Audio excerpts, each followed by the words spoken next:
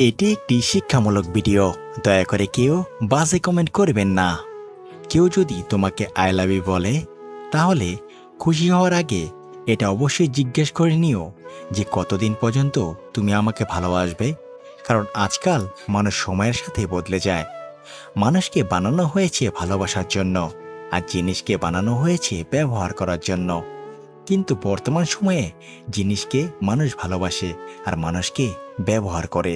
যদি প্রিয় মানুষটি আপনার জন্য সঠিক নয় আর সে আপনার জীবন থেকে চলে যাচ্ছে, তাহলে ভালোই হবে যে সে একজন ভুল মানুষকে ছেড়ে সঠিক মানুষের জন্য জায়গা বানাচ্ছে। যদি সে চলে যায় তাহলে তাকে যেতে দাও। সঠিক মানুষ আপনার জীবনে অবশ্যই একদিন আসবে। মনে রেখো, হাতের মুঠিতে কিছু চাইলে প্রথমে হাত খালি করতে হবে, তারপরই নতুন কিছু পাওয়া যাবে। ভরা হাতে কখনোই কিছু পাওয়া যায় না।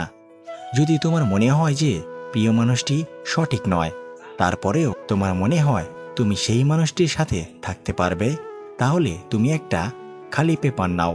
তারপর সেখানে লেখো যে তোমাকে কখন সে কোন ধরনের গালি দিয়েছিল, কখন তোমাকে অপমান করেছিল, আর কখন তোমার ফ্যামিলির সম্বন্ধে উল্টা সিধা কথা বলেছিল। আবার যখন তোমার মন করবে তার সাথে দেখা করার, তার সাথে কথা বলবার, তখন সেই পেপারটা অবশ্যই একবার পড়ে নিও। তোমার তার সাথে থাকা উচিত হবে নাকি অনুচিত।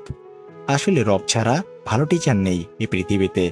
সে তোমার এক্সকে আবার তোমার জীবনে কেন পাঠিয়েছে, এটা জানার জন্য যে তুমি এখনো শিক্ষা পেয়েছ কিনা, নাকি আরো শিক্ষা পেতে বাকি আছে।